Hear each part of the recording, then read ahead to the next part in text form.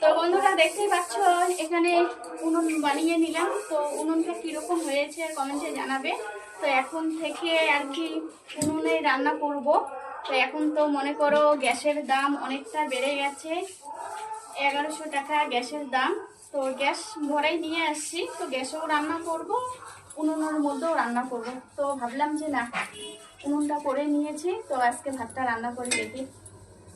তো উনুনের রান্নাটা খুবই টেস্টি লাগে, তো এই জন্য মনে করলাম যে না, গ্যাসেও করব উনুনেও করব, দুইটার মধ্যেই করব।